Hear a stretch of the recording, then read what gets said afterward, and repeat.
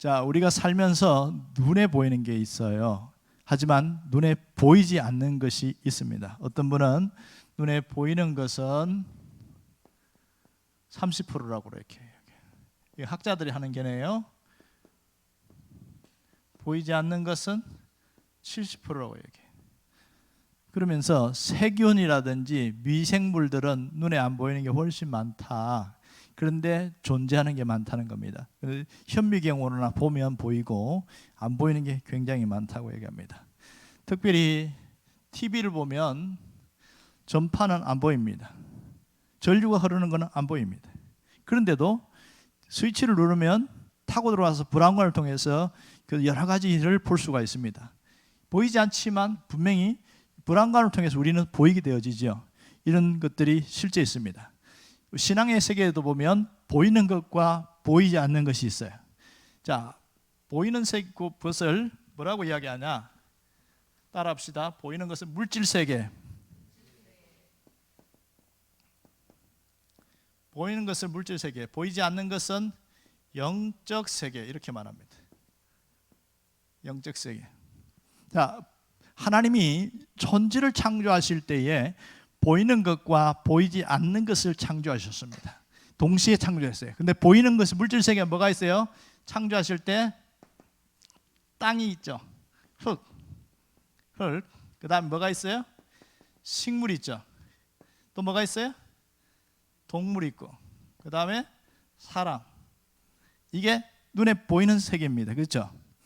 더 나아가서는 우주, 해, 달, 별. 이거는 눈에 보이지만 이게 물질 세계죠. 영적 세계에서는 보이지 않는 건 뭐가 있을까요? 영적 세계에서는 천사가 있죠. 그죠? 하나님은 스스로 계신 분이니까 만들 수 없으니까. 또 누가 있을까요? 사탄. 뭐가 있어요? 마귀라고 표현하죠. 마귀. 자, 사탄과 마귀는 하나님이 원래부터 만들었다 1번, 안 만들었다 2번. 뭘까요? 하나님이 사탄을 만들었어요, 안 만들었어요? 안 만들었어요. 사탄은 원래 천사였다가 타락했어요. 그렇게 해서 뭐라고 표현하냐면 사탄은 타락한 천사, 이렇게 표현합니다. 그런데 타락한 천사의 졸개들을 뭐라고 표현해요? 귀신. 자, 이거는 전에도 얘기했죠. 귀신들은 특징이 있습니다. 뭐가 있습니까? 첫 번째, 생산 능력이 없다. 귀신들은 배고픈 거 느껴요, 못 느껴요? 못 느낀데 조상 제사하면서 아유 우리 조상들이 배가 고파가지고 막 잔치상 차려하면 먹고 간다는 거야. 맞아요, 틀려요? 틀려요. 귀신들은 못 먹습니다. 그리고 귀신들의 수는 엄청 많아요. 그리고 귀신들은 죽어요, 안 죽어요? 안 죽어요, 이게. 그런데 왜 제사상을 차릴까요? 그 제사를 차리고 절을 하는 것을 숭배를 받는 거야. 그게 좋은 거예요. 그걸 때문에 시제도 지내고 제사도 하고 그런 일을 하게끔 하는 거죠, 이게. 자, 그러면 이 귀신이 있는지 없는지 교회 다니는 사람들 중에서도 에이 목사님 귀신 없어요, 무슨 귀신이 있다고 그래요, 이렇게 이야기해요.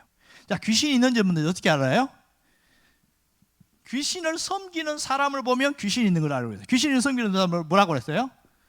무당이라고 표현하고 혹시는 무속인이라고 이렇게 표현합니다. 자, 무속인도 두 종류인 거 아시지요? 하나는 공부해서 무속인이 된 사람이 있고 하나는 신을 받아서 무속인이 된 사람이 있습니다. 지금 우리가 말하는 것은 신을 받은 무속인을 이야기하는 거예요. 이 사람은 멀쩡했는데 신내림 굿을 통해서 신인을 받았어요. 뭘 받았다는 거예요? 귀신이 임했다는 거예요. 그 귀신이 임하니까 무슨 일 합니까? 이 사람에게 귀신이 임하니까 작두를 타는데 이게 발이 안 갈라져. 춤을 춰. 그리고 귀신이 흉내를 내는데 조상의 막 영을 불러오는 것처럼 흉내를 내는 거예요. 이게 귀신은 있구나. 이런 걸 통해서 알 수가 있는 것이죠. 자, 영의 세계가 있고요. 자, 그러면 이런 영적 세계, 물질 세계와 영적인 세계가 있지만 우리는 무속인들을 이런 영의 일을 하는 사람이다, 이렇게 표현합니다. 자, 영의 일을 하는 사람은 무속인만 있는 것이 아니죠. 직업 중에 누가 있어요? 목사도 영의 일을 하는 사람입니다. 직업이 다를 뿐이지, 그렇죠? 이 영의 일을 하는 두 종류가 있습니다. 그러니까 결국은 영적인 일을 하다 보니까 부딪힘이 있겠죠. 서로 대립과 부딪힘이 있습니다. 이건 사실이죠. 자, 그렇다면 문제는 우리는 이 보이는 것과 보이지 않는 것을 알고 있어요. 그런데 어디에 살아요? 우리는 어디에 살아요? 보이는 것 집중해서. 왜 그럴 수밖에 없죠? 보이니까. 그렇죠. 우리는 땅 위에서 살라고 했어요. 땅 위에서. 하늘에서 사는 게 아니고 땅 위에 살다 보니까 먹는 것, 마시는 것, 그 다음에 잠자는 것, 입는 것, 기타 등등, 이것을 필요를 공급받아야 삶을 살아갈 수가 있는 거예요. 이게 삶의 현실입니다. 그래서 보이는 것을 집중해서 살 수밖에 없어요. 그래서 뭐가 필요합니까? 물질이 필요하죠. 돈이 필요합니다. 돈이 필요해요. 이것이 있어야 우리가 살아갈 수가 있는 거예요. 그런데 이 일을 위해서 사는데 목적은 뭐냐면 우리가 행복하게 살게 하기 위함에서, 행복한 삶을 살기 위해서예요. 그런데 이런 행복을 방해하는 존재가 있어요. 방해하는 존재가. 그걸 누구라고 그래요? 사탄을 한마디로 정의하면 영적인 사기꾼, 영적인 도둑놈, 이렇게 표현하면 맞습니다. 왜냐하면 사탄은 사기를 치는데 자기를 숭배하는 이 무당에게도 사기를 쳐요. 뭐라고 하냐면 열심히 해서 뭔가 가르쳐주고 뭔가 알려주고 해서 돈을 벌게 하는데, 그러면 잘 살게 해줘야 되잖아. 그런데 잘 살게 안 해주고 이 무당의 자식들이 열이면 열 다 패가망신합니다. 사고로 죽든지 뭐 자살해 죽든지 다 죽어요. 왜 그래요? 사기를 치니까. 좋은 걸 주는 것 같은데 결국은 망하게 해요. 왜냐하면 사탄은 행복을 줄 수가 없어. 뭘 주냐? 불행. 얘가 줄 수 있는 건 불행입니다. 그러나 불행인데 행복을 주는 것처럼 미끼를 던질 뿐이에요. 이걸 모르는 거예요. 영적인 일이니까. 이런 일들이 있단 말이에요. 그러나 하나님은 우리에게 뭘 줘요? 행복을 줘요. 하나님도 눈에 안 보이고 사탄도 눈에 안 보여요. 안 보이지만 존재하는 건 사실입니다. 여러분, 그런데 땅에서 물질을 위해서 살아가고 있어요. 그런데 성경은 뭐라 하냐면 물질이 중요하다, 먹는 것이 필요하다. 그래서 오죽하면 예수님이 주기도문, 예수님이 가르쳐주신 모범적인 기도문에 일용할 양식을 위하여 구하라 이렇게 말했습니다. 일용할 양식을. 그러면 많이 구해야 돼요? 적게 구해야 돼요? 근데 사실 일용할 양식을 위해서 구하는 사람 몇 사람이나 있어요? 주기도문을 외울 때나 뭐 그렇게 하긴 하지, 하나님 오늘 일용할 양식을 주시옵소서 이렇게 기도하는 사람 몇 사람이 있냐고요. 이건 분명히 왜? 우리가 땅에 살기 때문에 필요하기 때문에 구하라고 했단 말이에요.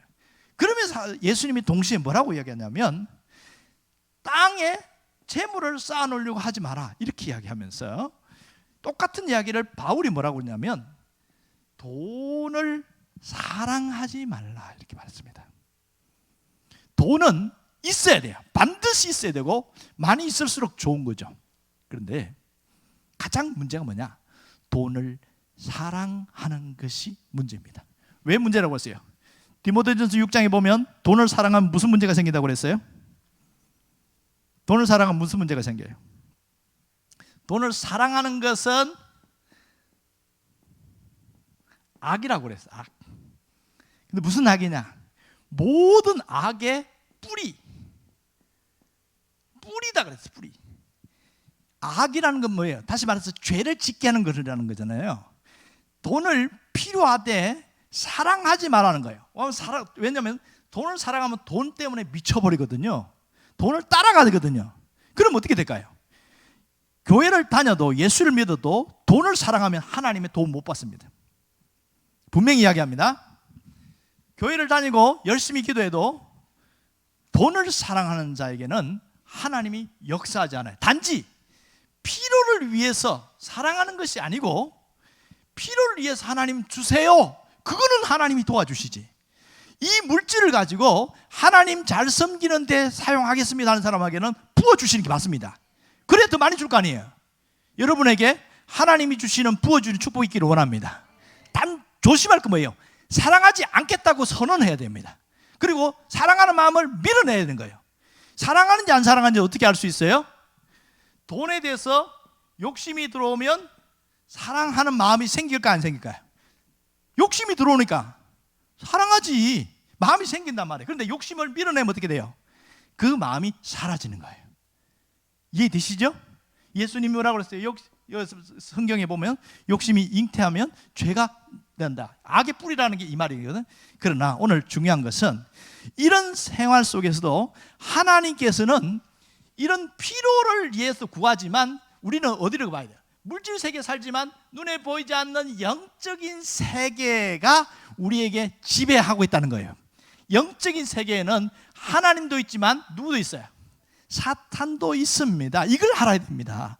하나님이 복을 주시기를 원하고 하나님이 행복을 주시기를 원하시지만 사탄은 우리에게 끊임없이 불행을 갖고 온단 말입니다. 불행을 갖고 오고 하나님을 다 못 섬기게 하려고 그렇게 하고 있단 말이에요. 그래서 우리는 보이지 않는 세계, 영적인 세계를 볼 수 있는 눈이 열려야 됩니다. 이걸 뭐라고 하냐면 영적인 눈이 열리는 것을 영안이라고 합니다. 영안. 영적인 눈. 아니 영적인 눈은 어떻게 열려요? 눈을 100번 떴다 감았다 하면 열립니까? 기도를 열심히 하면 열립니까? 영적인 눈이 어떻게 열려요? 영적인 눈은 이걸 다른 말로 하면 믿음의 눈 이렇게 표현합니다. 믿음에도 눈이 있어요?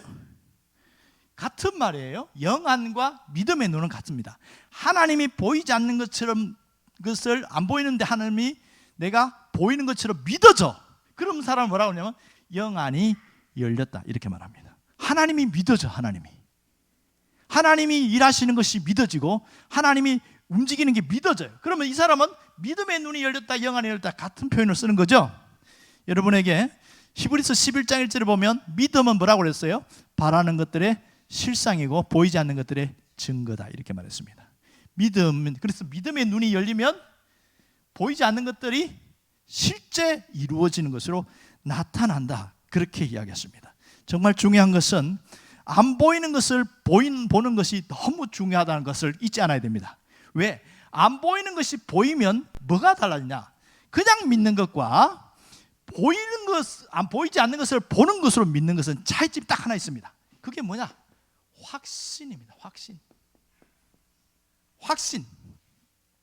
어떤 것에 대해서 저걸 하면 성공한다. 이 사업을 하는 사람이 확신이 있는 사람은요, 그냥 불도처럼 밀어붙여요. 확신이 생기니까. 그런데 확신이 없는 사람은 가다가 어려움이 생기면 멈춰버려요. 망하는 거 아니야? 야, 이거 곤란한데? 멈춰버려요. 하다가. 그러면 잘 돼, 안 돼요? 안 된단 말이에요. 신앙의 세계도 마찬가지입니다. 확신 있는 사람은 끝까지 믿어붙입니다. 자, 기도를 보세요. 기도할 때 어떤 것을 놓고, 물질을 놓고 기도하든 건강을 놓고 기도하든 자식을 놓고 기도하든지 기도를 하는데 확신을 가진 사람과 확신이 없는 사람 차이점이 뭔지 아세요? 확신이 없는 사람은 기도하다가 힘들면 포기합니다. 그리고 기도가 더디 이루어지면 하나님이 응답하지 않는구나 낙심해버립니다. 이게 차이점이에요. 그런데 확신이 있는 사람, 다시 말해서 기도 응답에 확신이 있는 사람은 끝까지 기도합니다. 이게 차이점이에요. 신앙의 세계도 영적인 눈이 열린 사람은 뭐가 생긴다고요? 확신이 생기는 거예요. 끝까지 하나님을 섬기고 끝까지 하나님을 붙들고 가는 완전한 그 신앙이 생긴단 말이에요. 그래서 우리가 이 확신이 있을 때 하나님을 제대로 섬길 수 있습니다. 여러분이 이 확신이 있기를 간절히 바랍니다. 기도하겠습니다.